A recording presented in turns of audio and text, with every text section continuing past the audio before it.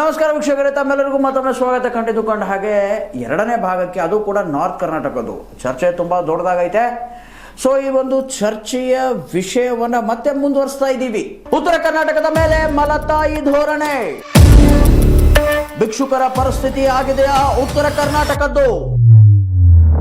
ಭವ್ಯತೆ ಮೆರೆದ ಉತ್ತರ ಭಾಗ ಎಂದು ಹಾಳು ಕೊಂಪೆ. ಉತ್ತರ ಕರ್ನಾಟಕದ ನಾಯಕರು ಅಸಮರ್ಥರೇ. ಬೇಡಿಕೆ ಈಡೇರಿಸಿದವರ ಜೊತೆ ಉತ್ತರ ಕರ್ನಾಟಕ ಇರಬೇಕೆ?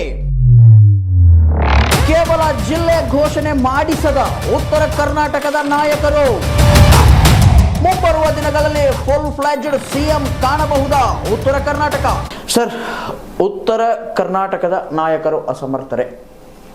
ಸರ್, ನಾನು ಉತ್ತರ ಕರ್ನಾಟಕದ ನಾಯಕರು ಅಸಮರ್ಥರು ಅನ್ನಾಗಿಲ್ಲ, ಅಸಮರ್ಥರು ಅನ್ನಾಗಿಲ್ಲ.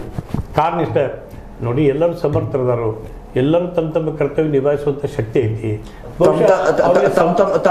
ಏನಂತೀರ ನೀವು? ಒಂದು ನಾಯಕತ್ವ ತಮ್ಮ ಒಂದು ಅಧಿಕಾರ ಕೈ ಬಿಟ್ಟು ಹೋಗುತ್ತೆ ಅಂತ ಹೇಳಿ ರಾಜಕೀಯ ಮಾಡ್ತಾರೆ. ನೋಡಿ, ಸಮರ್ಥದಲ್ಲಿ ಮುಖ್ಯಮಂತ್ರಿ ಹುದ್ದೆ ಮಟ್ಟ ನಮ್ಮಲ್ಲಿ 5-6 ಜನ ಮುಖ್ಯಮಂತ್ರಿಗಳಾಗಿ ಹೋಗಿದ್ದಾರೆ. ಅಸಮರ್ಥ ತನ್ನಾಗಿಲ್ಲ. ಆದ್ರೂ ಕೂಡ ಸರ್ ಫುಲ್ ಫ್ಲೆಜ್ಡ್ ಇಲ್ವಾ? ಲಾಸ್ಟ್ ಪ್ರಶ್ನೆ ಅದೇ, ಫುಲ್ ಫ್ಲೆಜ್ಡ್ ಇಲ್ವಾ? ಎಲ್ಲೋ ಒಂದಿಟ್ಟು ಹಿಂಜರಿತ ಮನೋಭಾವನೆ ಇತ್ತು. ಅಂದ್ರೆ ಸರ್ ಫುಲ್ ಫ್ಲೆಜ್ಡ್ ಸಿಎಂ ಯಾರು ಆಗಿಲ್ಲ. ಅಂದ್ರೆ ಅವ್ರ ಹೆಸರು ಮೇಲೆನೆ ಯಾರು ಕೂಡ ಇದನ್ನಂತ ಏನಂತೀರ ನೀವು, ಓಟ್ ಕೇಳಕ್ ಹೋಗಿಲ್ಲ ಈ ಸರಿ ಒಂದ. ನೋಡಿ, ಇದಕ್ಕೆ ಏನು ಬೇರೆ ಏನಿಲ್ಲ. ದಕ್ಷಿಣದವ್ರಿಗೆ ಹೆದರಿಕೆ ಬಿಟ್ಕೇಸಿಂದ, ದಕ್ಷಿಣ ಕರ್ನಾಟಕದ ರಾಜಕೀಯ ವ್ಯವಸ್ಥೆ ಅಥವಾ ಅವ್ರ ಬಿಗಿ ಹಿಡಿತದ ಹೆದರಿಕೆ ಬಿಟ್ಕೇಸಿಂದ, ಮೈ ಚಳಿ ಬಿಟ್ಕೇಸಿಂದ ಯಾವತ್ತಿರು ಗಟ್ಟಿಯಾಗಿ ಧ್ವನಿ ಅಂತಾರೋ ಅವತ್ತು ಇವರ ಮೈ ಚಳಿ, ಇವರ ಗಟ್ಟಿ ಹಾಕೋರು ಅವ್ರ ಮೈ ಚಳಿ ಬಿಡುವಂಥ ಸಂದರ್ಭ ಅವ್ರಿಗೆ ಬರ್ತೈತೆ. ಎಲ್ಲಿ ಬಿಟ್ಟರೆ ನಮ್ಮ ಧ್ವನಿ ಗಟ್ಟಿ ಆಗಂಗಿಲ್ಲ, ಅವಾಗ ಇನ್ನೊಬ್ಬರ ಧ್ವನಿ ನಮಗೆ ಭಾಳ ಬಿರ್ಸಾಕ ಅಂತೈತಿ. ಅವ್ರಿಗಿಂತ ಹೆಚ್ಚಿನ ಧ್ವನಿ ನಮ್ದಾದಾಗ ಅವ್ರ ಧ್ವನಿ ಗೌನ್ ಆಕೈತಿ. ಸರ್, ಇದಕ್ಕೆ ತಾವೇನು ಹೇಳ್ತೀರಾ? ಅಸಮರ್ಥರೇ?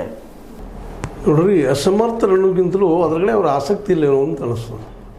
ಯಾಕಪ್ಪ ಅಂತಂದ್ರೆ ಆಸಕ್ತಿ ಅವ್ರಿಗೆ ಬರಬೇಕಾದ್ರು. ಹೌದಪ್ಪ, ಇದು ನಮ್ಮದು ಡೆವಲಪ್ಮೆಂಟ್ ಆಗಬೇಕು ಮಾಡಬೇಕು ಅಂತೇಳಿ ವೈಯಕ್ತಿಕವಾಗಿ ಅವ್ರು ಏನು ಮಾಡ್ಕೊಳ್ತಾರೋ ನಮ್ಮ ಲಾಭದ ಸಲುವಾಗಿ ಮಾಡ್ತಾ ಇದ್ದಾರೆ. ಅದು ಈಗಾಗಲೇ ಅಶೋಕ್ ಅವ್ರು ಹೇಳಿದ್ದಾರೆ ಆ ದಿಶೆಯಲ್ಲಿ. ಇಲ್ಲ ತಮ್ಮ ಇಲೆಕ್ಷನ್ಗೆ ಏನು ಬೇಕು ಇಂತೆಲ್ಲ ಮಾಡ್ತಾರೆ. ಬಟ್ ಇದನ್ನು ಮಾಡಬೇಕಾಗಿದ್ದೇನಪ್ಪ ಅಂತಂದ್ರೆ ನಮ್ಮ ನಾಡು, ನಮ್ಮ ಜನ ಇದು ನಮಗೆ ಮಾಡಬೇಕು ಅನ್ನೋಂಥದ್ದು ಒಂದು ಸ್ವಲ್ಪ ಮನೋಭಾವ ನಮ್ಮಲ್ಲಿ ಕಡಿಮೆ ಅದ ಅಂತ ಅನ್ನಿಸ್ತದೆ. ಅದ್ರಾಗ 2 ಭಾಗ. ಅಂದ್ರೆ ಇಲ್ಲಿ ಒಂದು ಸ್ವಾರ್ಥ ಮನೋಭಾವನೆ ಬರ್ತಾ ಇದೆಯಾ? ಸ್ವಾರ್ಥ ಅಂತ ಪ್ರತಿಯೊಬ್ಬಗದ, ಸ್ವಾರ್ಥ ಇಲ್ಲದ ಮನುಷ್ಯ ಅದು ಜೀವಿ ಯಾರೂ ಇಲ್ಲ. ಆದ್ರೆ ಇದು ಅತಿ ಆದಾಗ ಏನಾಗಿಬಿಡ್ತದಪ್ಪ ಅಂತಂದ್ರೆ ಆಸೆ ಇಲ್ಲದ ಮನುಷ್ಯ ಯಾರೂ ಇಲ್ಲ.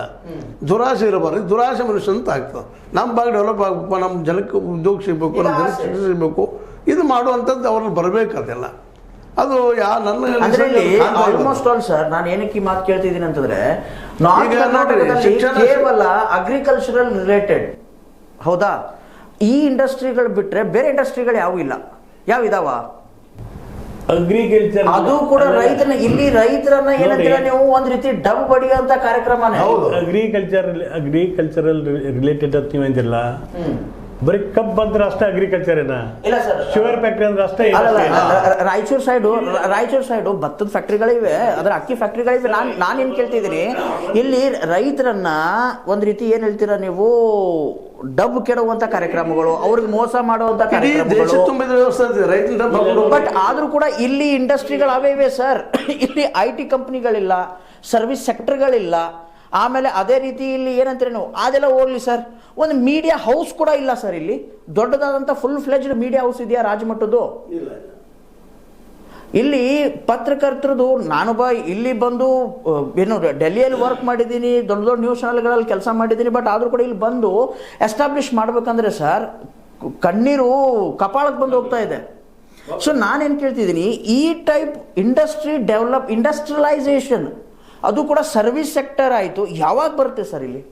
ಸರ್, ನಾವು ಹೋರಾಟ ಮಾಡೋದು ಅದರ ಸಲುವಾಗಿ. ಈಗ ನೋಡಿ, ಕೃಷಿ ದೃಷ್ಟಿಯಿಂದ, ಔದ್ಯೋಗೀಕರಣದ ದೃಷ್ಟಿಯಿಂದ,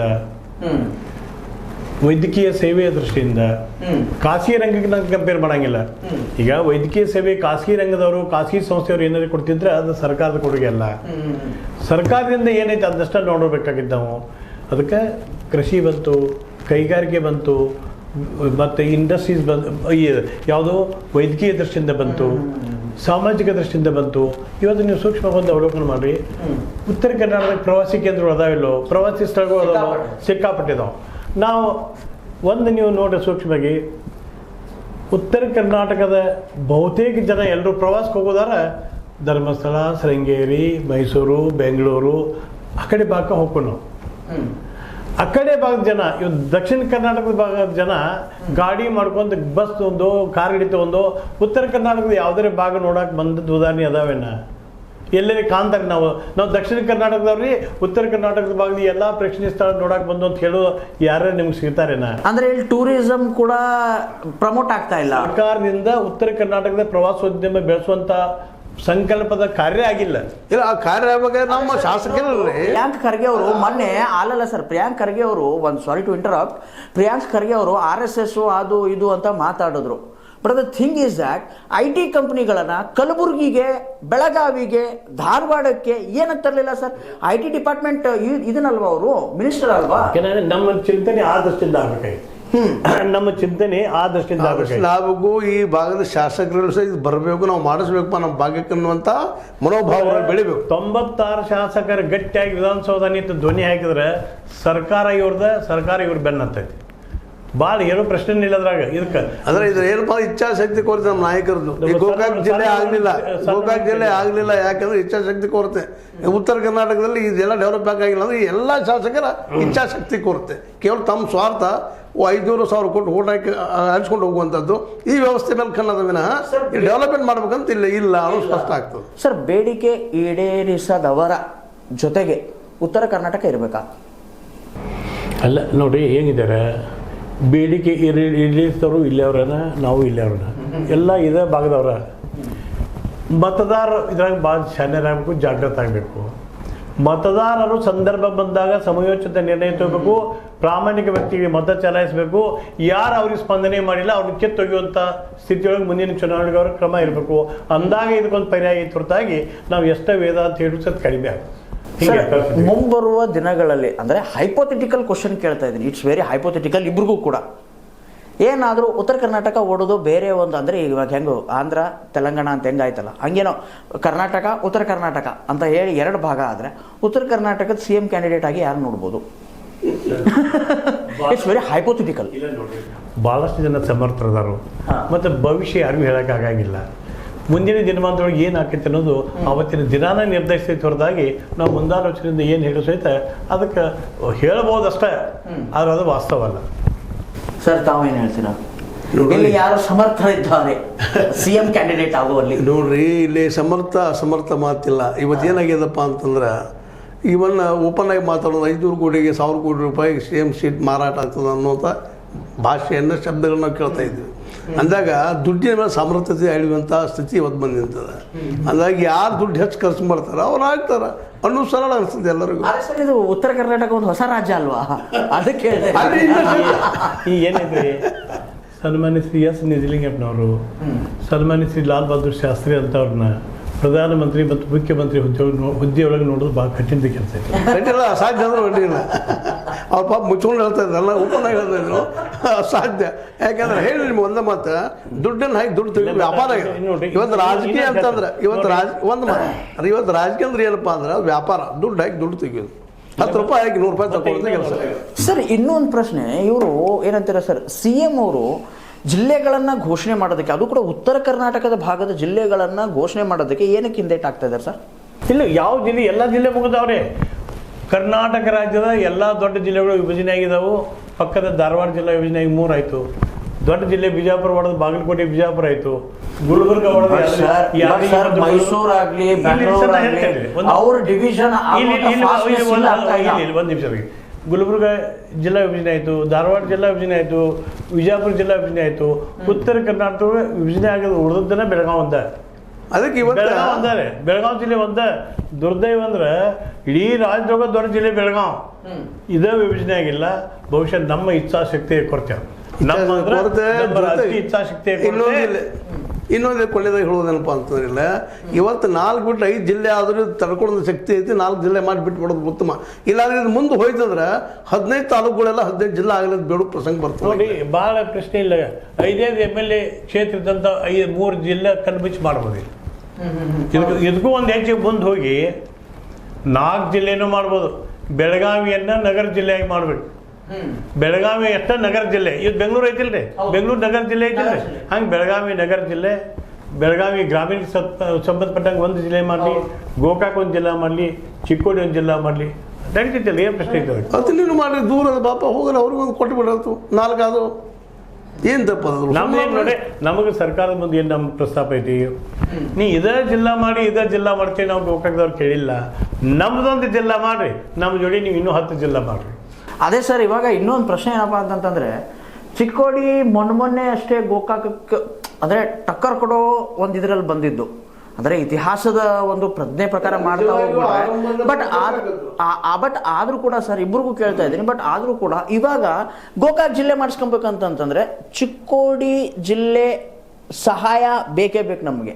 ಅಂದರೆ ಚಿಕ್ಕೋಡಿ ಜಿಲ್ಲೆ ಆದರೆ ನಮ್ಮ ಜಿಲ್ಲೆ ಆಗುತ್ತೆ ಅನ್ನುವಂತಹ ಒಂದು ಮಾತು ಬರ್ತಾ ಇದ್ದಿಲ್ಲ. ಏನಕ್ಕೆ?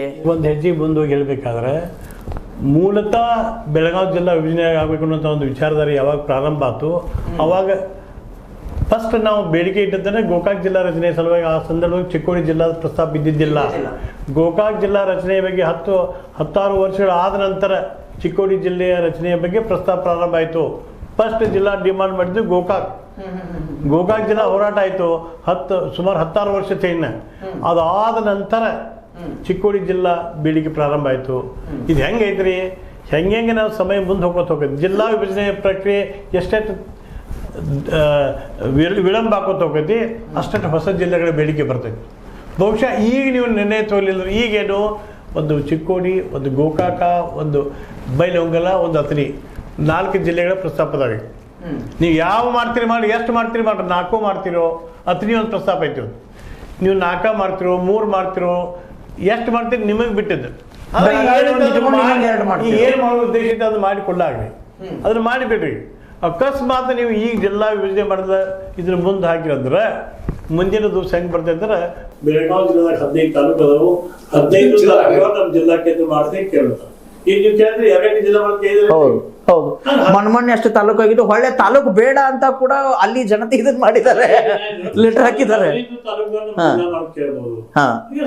ಅವ್ರು ತಪ್ಪಲ್ಲ, ಅವ್ರು ಜಿಲ್ಲಾ ಮಾಡೋದಂದ್ರೆ ಅವ್ರು ತಪ್ಪಲ್ಲ. ಅದು ಅವ್ರ ಪ್ರದೇಶ, ಅವ್ರ ಭಾಗ, ಅವ್ರ ಊರು, ಜಿಲ್ಲಾ ಅದ್ರ ನಮ್ಗೆ ಹೆಚ್ಚು ಸಂಪನ್ಮೂಲ ಬರ್ತೈತಿ, ನಮ್ಮ ಅಭಿವೃದ್ಧಿ ಆಗೈತಿ. ನಾವು ಜಿಲ್ಲಾ ಕ್ಲೇಮ್ ಮಾಡ್ತಂದ್ರೆ ಅವ್ರಿಗೆ ನಾವು ಮಾರ್ಕ್ಸ್ ಕೊಡಬೇಕ, ಪ್ರಶ್ನೆ ಇಲ್ಲ.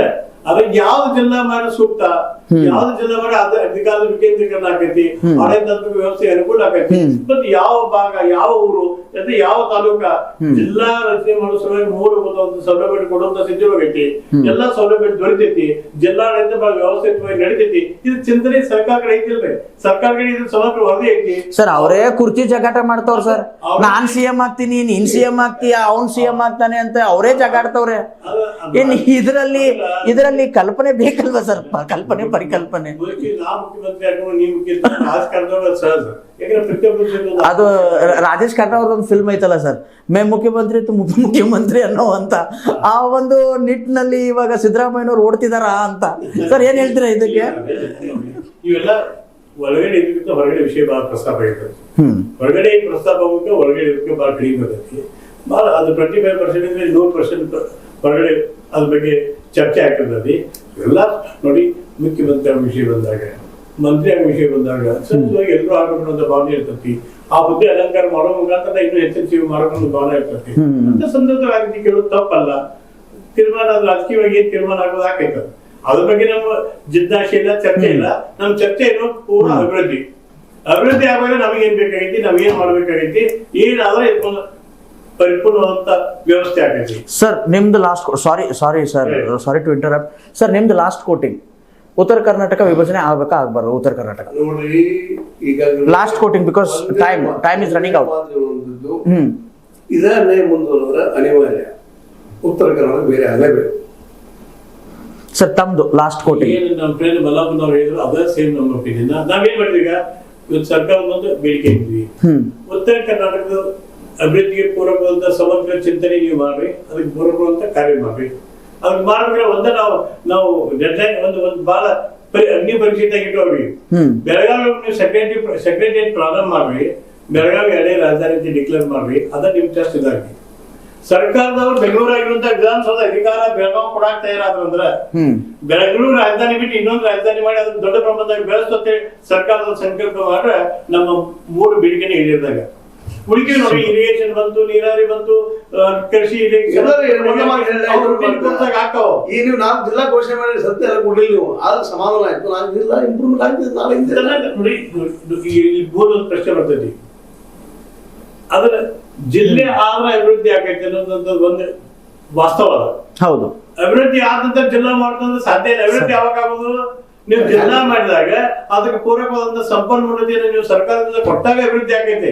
ನಮ್ಮಲ್ಲಿ ಹೆಂಗೈತೆ ಗಾದಿ ಮನೆ ಮುಚ್ಚಿಬಿಡ್ತಾರೆ, ಮದುವೆ ಹುಚ್ಚಿಬಿಡುದಿಲ್ಲ, ಮದುವೆ ಹೋಗೋದಿಲ್ಲ.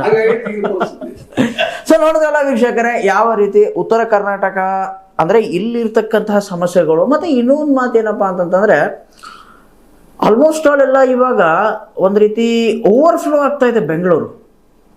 ಅದನ್ನು ಒಂದು ಸ್ವಲ್ಪ ವಿಭಜನೆ ಮಾಡಬೇಕು, ಅಲ್ಲಿಂದ ವಿಕೇಂದ್ರೀಕರಣ ಆಗಲೇಬೇಕು. ಆಡಳಿತಾತ್ಮಕ ಸ್ವಲ್ಪ ಏನಂತೀರ ಬ್ಯೂರೋಕ್ರಸಿ ಆಗಲಿ, ಸೆಕ್ರೆಟರೇಟ್ ಆಗಲಿ, ಇಲ್ಲಪ್ಪ ಅಂದರೆ IT ಕಂಪ್ನಿಗಳಾಗಲಿ ಇನ್ನೊಂದು ಭಾಗಕ್ಕೆ ತೆಗೆದೊಗಿಬೇಕು. ಅಂದರೆ ಒಂದೇ ಕಡೆಯಲ್ಲಿ ಇವಾಗ ಸರ್ ಏನಂತೀರಿ, ಮೆಜೆಸ್ಟಿಕ್ಕಿಂದ ನೀವು ಜಯನಗರ, ವಿಜಯನಗರ, ಇಲ್ಲಪ್ಪ ಅಂತಂದರೆ ರಾಮನಗರಕ್ಕೆ ಹೋಗ್ಬೇಕು. ಜಯನಗರದಿಂದ ಮೆಜೆಸ್ಟಿಕ್ಕಿಂದ ರಾಮನಗರಕ್ಕೆ ಹೋಗ್ಬೇಕಪ್ಪ ಅಂತಂತಂದ್ರೆ ಮಿನಿಮಮ್ ಟು ಮಿನಿಮಮ್ ಏನಿಲ್ಲ ಅಂದ್ರೆ 2 ರಿಂದ 3 ತಾಸು ಬೇಕು, 3 ಗಂಟೆ. ಇದೇ ಒಂದು ಒಳ್ಳೆಯ ವಿಷಯ ಪ್ರಸ್ತಾಪ ಆಗಿ, ಬೆಂಗಳೂರು ಇದು ಬಹಳ ಸಾಂದ್ರತೆ ನಗರ ಆಗೈತಿ, ಅದು ಕಡಿಮೆ ಆಗೋಗಿದ್ದೀವಿ. ಇವತ್ತು ಬೆಳಗಾವಿ ಅಡ್ಡಾಡಿ ಮಾಡ್ರಿ, ಇವತ್ತು IT-BT ಕಂಪ್ನಿಗಳೆಲ್ಲ ಇಲ್ಲಿ ಯಾರು ಬರಲಿ, ದೊಡ್ಡ ದೊಡ್ಡ ಇಂಡಸ್ಟ್ರಿ, ದೊಡ್ಡ ದೊಡ್ಡ ಉದ್ಯಮ ಪ್ರಾರಂಭ ಆಗಲಿ.